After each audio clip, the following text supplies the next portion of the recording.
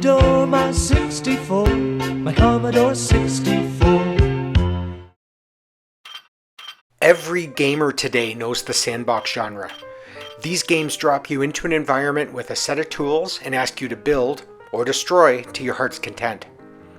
Sandbox games are enormously popular and have spawned multi-billion-dollar franchises like Minecraft and Roblox. Millions of players invest countless hours in them, creating incredible structures, worlds, games, and even computers. Entire industries have grown around these platforms, fueled by vibrant and dedicated user communities. Alongside these open-ended worlds are more focused level editors for specific games. Franchises like Super Mario Maker, Little Big Planet, and Far Cry include powerful tools for designing new levels, maps, and even complete games. And just like sandbox games, these editors have spawned passionate communities sharing and remixing their creations. Beyond that, there are hundreds of other games where you can build your dreams. From a spaceport in No Man's Sky to a sprawling factory in Factorio, humans love making stuff, and given great tools will make great things. Today's games with gigabytes of RAM, high-fidelity physics engines, and cutting-edge graphics leave almost no limit to what we can do. But the origins of this creative gaming movement are much more humble.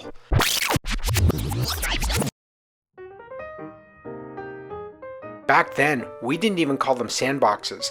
They were construction sets, and we loved them. And the Commodore 64 was the perfect machine to kickstart the era. Affordable, widely available, and packed with memory, graphics, and sound capabilities that were remarkable for the time, the 64 gave players the power to not just play games, but to make them. Developers and publishers quickly recognized the potential, creating a wave of titles that blurred the line between toy and game. So let's dive into our top 10 construction sets for the Commodore 64.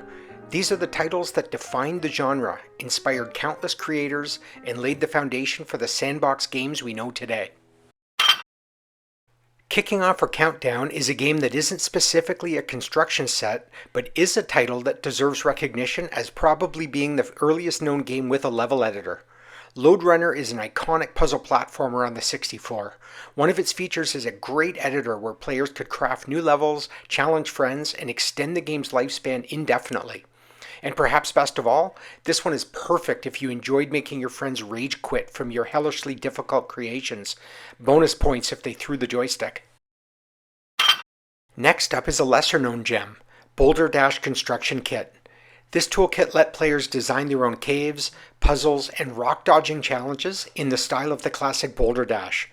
Players could flex their puzzle design muscles by creating levels with an impressive set of tools. Its legacy, a reminder that even a simple premise, dig, dodge, and collect, could inspire a whole generation of homebrew level designers. Coming in at number 8 is a dazzling creative twist on the construction set formula. Published in 1985 by Activision, the complete computer fireworks celebration kit let players design and choreograph their own 8-bit fireworks displays, controlling colors, timing, and patterns. It showed that construction sets weren't just for games, they could be a tool for pure creative spectacle. And spoiler alert, no actual fireworks were included.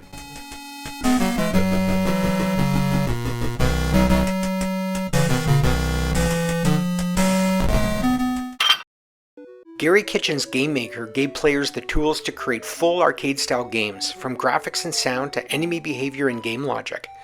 Critics praised it for its ambitious scope, though some noted it could be intimidating for beginners. Despite that, it became a favorite among budding developers who wanted a taste of real game creation. The legacy is obvious. Nearly every modern GameMaker tool owes a nod to Kitchen's vision of putting game development into the hands of players. And yes, many players spent more time perfecting that one sprite than actually playing their finished product, but that was just part of the fun. At the halfway point, we have one of my all-time personal favorites, Movie Maker from Electronic Arts. Movie Maker lets players animate characters, move them around, and add sound effects, essentially creating their own tiny animated films. While many creations were charmingly absurd, think badly drawn cats saving bouncing rectangles, the game introduced storytelling tools to a home computer audience. It's hard to overstate its influence. It was one of the earliest examples of a program designed purely to let players create stories, a philosophy we now see in games like Dreams. Music Construction Set is more of a music toy than a game, but groundbreaking nonetheless. Place notes on a staff, experiment with harmonies, and even print sheet music. At the time, it earned praise for making music composition accessible to kids and hobbyists, and it demonstrated the 64's potential beyond traditional gaming. Many players spent hours experimenting with sounds, unintentionally creating 8-bit earworms that would echo in their heads for days. Music Construction Set helped inspire a generation of digital musicians.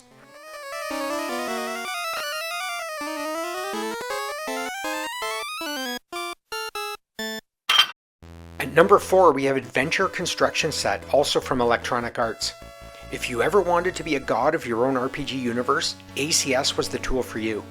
With it, you can create maps, dungeons, monsters, treasures, and entire storylines.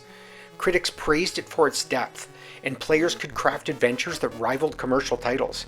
In fact, many hobbyists used it as a first step into actual game design. Modern RPG creators and modding communities owe a lot to this amazing title. Coming in hot at number 3, we have a perfect combination of creativity and chaos. Racing Destruction Set lets you design racetracks, customize cars, and even mess with physics. Moon gravity racing, anyone? It gave players far more freedom than most contemporary racing games, and its multiplayer mode made it a social hit. The game blurred the line between play and construction, laying groundwork for future physics-based sandbox games. And for anyone who spent hours rigging explosive traps on a track, yes, your friends probably still haven't forgiven you. Shoot 'em Up Construction Set lets players create top-down or side-scrolling shooters with custom sprites, enemies, and weapons. It is surprisingly accessible for its complexity, and it built a thriving homebrew community. Its legacy is massive, especially in Europe. Entire amateur C64 shooter competitions are based on this platform, and even today, fans continue to make new shooters with its engine. For many, it was the ultimate playground for bullet hell fantasies, proving that 8-bit machines could host deep creativity that was a ton of fun to play. And finally, at number 1, we have the granddaddy of them all, Pinball Construction Set. This game from Electronic Arts started the entire genre. It didn't just let you play pinball, it let you design your own tables from scratch, position your bumpers, flippers, and targets, and even create your own scoring rules. It was revolutionary for turning players into designers and demonstrated that making something could be just as much, if not more, fun as playing. Its influence can be seen across decades of user-generated content. And let's be honest, it also taught an entire generation that sometimes, no matter how carefully you design, your ball will fall straight down the drain. And there you have it, our top 10 construction sets for the 64. Sure, there are others. Kevin Keeler's GameMaker, Wargame Construction Set, and Mr. Robot spring to mind immediately. But in our humble opinion, these 10 stand out as the most important. Some inspired entire industries, others were just delightfully weird. But all gave players a very important power in gaming, the power to create. Which one would you play today? Thanks for watching, and I hope you enjoyed the video. If you did, please consider leaving a like or subscribing.